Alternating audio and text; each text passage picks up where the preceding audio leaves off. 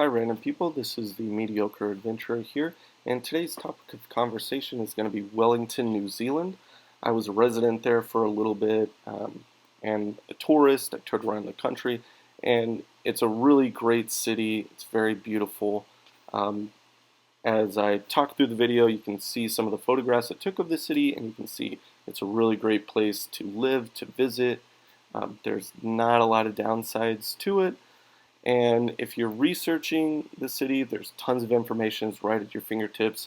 But I want to go over some off the beaten path topics of conversation that people really don't talk about the city. I think unless you really live there, you're not really going to get a lot of insider information about it. So let's dive into the first of a couple sticky topics, and that is prostitution. It is legal in New Zealand. And there are licensed establishments to provide that adult service for people. There are quite a few throughout the city. There are, just like anything else, low quality places, high quality places. I guess it's whatever your appetite is and your wallet. From my understanding, it can be very expensive. So if you are into that sort of thing, it's legal. You're not going to get caught. You just have to go to a licensed establishment within the city and you will be fine. You're not going to get arrested or anything. They designed this and these laws to protect the safety of both parties, and it really has worked out well for the city and the country.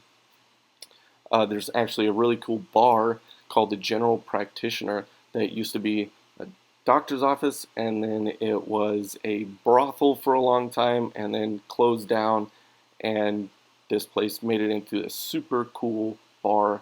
It's a really large house, so there's tons of different little rooms, nooks and crannies and places to hang out, have a beer, have some bites. So really a great place to go to, General Practitioner, if you're in the city.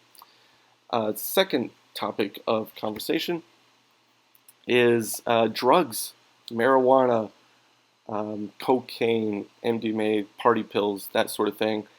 Is everything is still highly illegal. They are thinking about making marijuana fully recreationally legal, but that hasn't come to pass yet, and it's probably not going to be for another couple of years.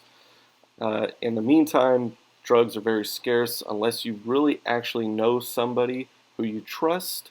It's really hard to find drugs for that party, or get some weed to kick back with at home with your friends. Once you do find that connection, people really clamp onto it, or that provider of your substance of choice. Marijuana can be really expensive, like $40 to $45 a gram for really mediocre stuff. If you're coming from the west coast of the United States, really, average stuff here in the U.S. is going to be $40 to $45 per gram from what I've seen. Cocaine is garbage, and it's like $350 a gram. So it's really hard to get, that drug. MDMA or a lot of the other party pills are like $18 to like $50 a pill. Those are totally scarce and very sketchy. If you're clubbing, you could probably find it, or at backpackers, there's always going to be, that one dude or chick that's like a little bit sketchy, but you could probably get something if you're really in desperate need. But overall, drugs, very expensive, highly illegal, and very scarce. Let's switch around a little bit, talk about accessibility of the city. There's one road going south out of the city, and there is one ferry going north out of the city. The ferry costs $75. It'll take you from Wellington, which is the northernmost city of the South Island, to the North Island. It costs like $70 a person. If you have a car, I think it's like $150. That's if you're like renting a car, you can take it down there. Most people don't do that. That's pretty much just for residents. But the ferry, for what you get, it's like a 3.5 hour ferry ride. It's pretty darn cheap. I think there's actually internet access. There's a cafeteria. Food's not great, so I wouldn't bother getting any food on the actual ferry. Driving south, if you want to take like a weekend trip, we wanted to do that one time. It's one 2-lane road, or it's head-on traffic, and going through the mountain pass. And there's a lot of avalanches and rock slides. So one time, we were going to have a weekend, and there was a rock slide, and it had been there for a couple of days, I guess, and nobody had put out any signs. So we literally almost drove off the cliff. So one thing, New Zealand, some people say there's tons of signs everywhere. That is the case in some situations. Others, they're kind of lazy and they're like, nah, we'll get to it one day. So one road south getting out of the city. So it can be hard to get really outside to other parts of New Zealand from Wellington. Uh, it is a very expensive city. Well, not super expensive, but alcohol, very expensive. Like Australia, like New Zealand, they have to import everything long distances to get there. So like a Heineken was like $8. Any sort of good beer is going to be like $7 or $8, unless you go to a happy hour, and then you might get a beer for like $5.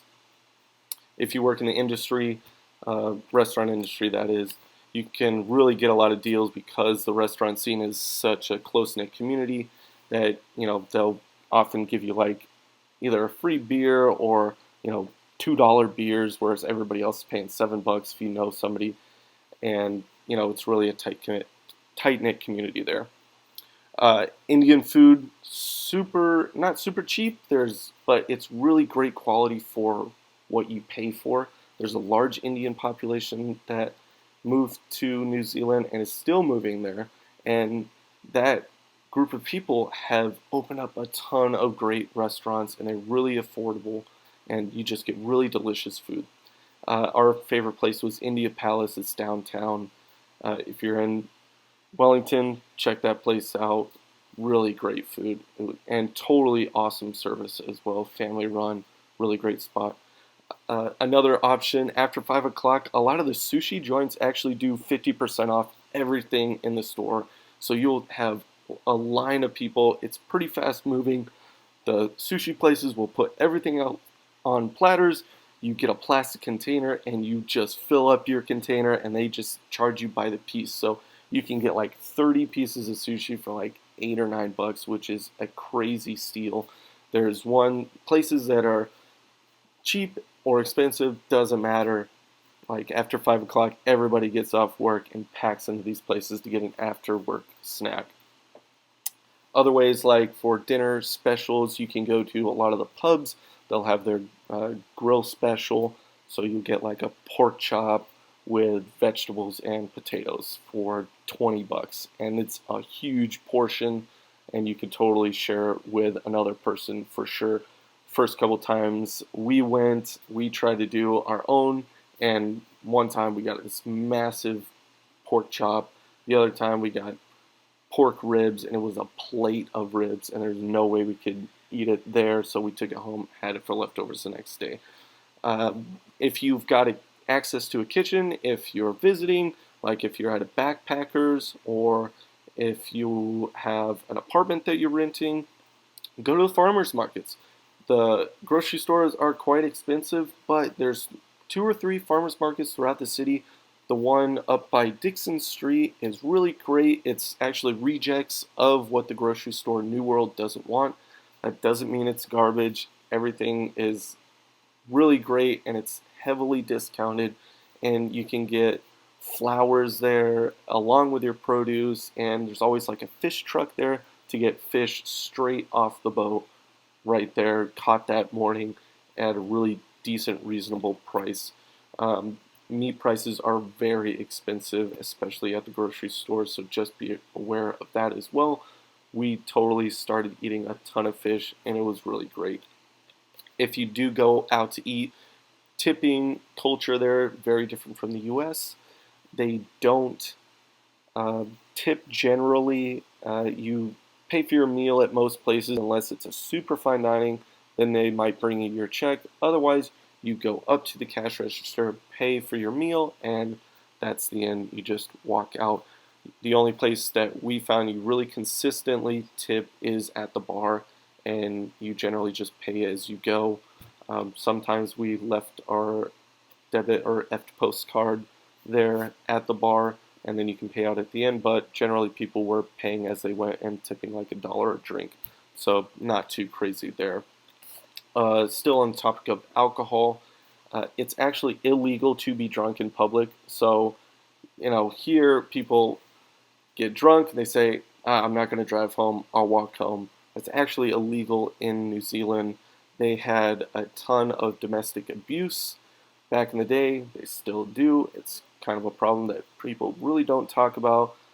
Men were coming home from work super drunk and beating on their families because they're angry at, all these factors that go into it, beating on their families. So the authorities said, well, we'll just make it illegal to be drunk in public. So these guys can't walk home and be drunk. We'll just arrest them till they sober up and they'll be good the next day. Well, all that really did was mean that people would get off of work, buy their liquor, go home, get drunk, and still beat on their families. Didn't really solve any issues.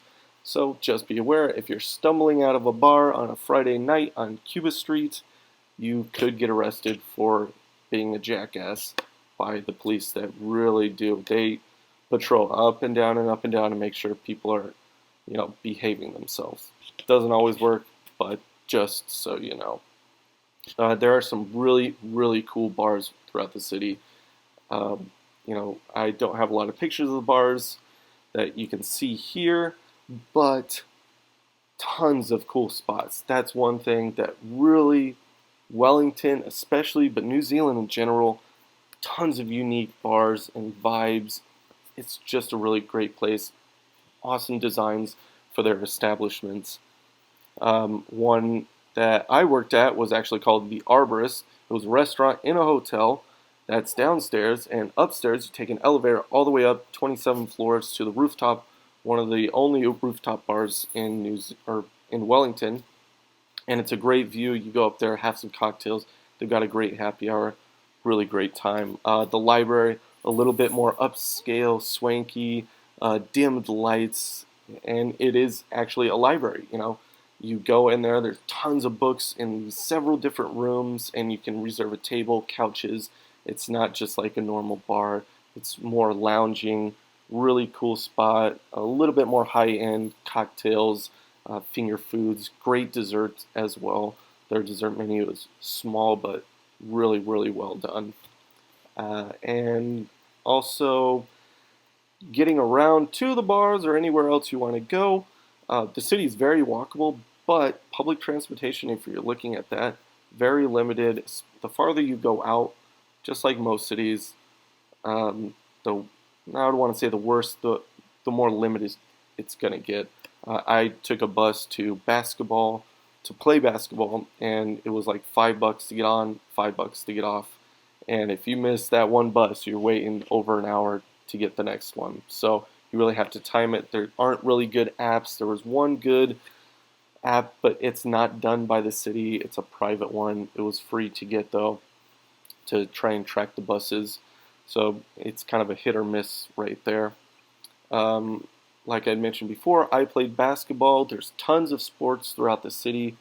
Muay Thai, if you're into martial arts, the biggest in New Zealand in general, but there are a lot of gyms there, very affordable. You pay weekly. Boxing as well, but that's about it for martial arts. There's really no jiu-jitsu, no taekwondo, judo, really anything like that. It's pretty much just traditional Muay Thai. MMA is getting a little bit up there, and a little bit of jiu-jitsu. Rugby, very popular to play in the park and to go see the games. Awesome. You can get a ticket for like $15. Go to the local stadium. It's a really good time. Buy the beers. They're like $5 at the games. Totally awesome and worth it. Cricket is what people play on their pastime. They go nuts about it with the Cricket World Series when we were there. It was absolute chaos. People were in the bars for like 14 hours straight watching these cricket games. It was crazy. And that's about it for this video. Just to recap, prostitution, it's okay. Drugs, hard to find, very expensive. Alcohol, it's everywhere. And that's about it. I might make some other videos that are more specific topics, but Wellington, it's a great city. I highly recommend going to visit. And have a great day, guys.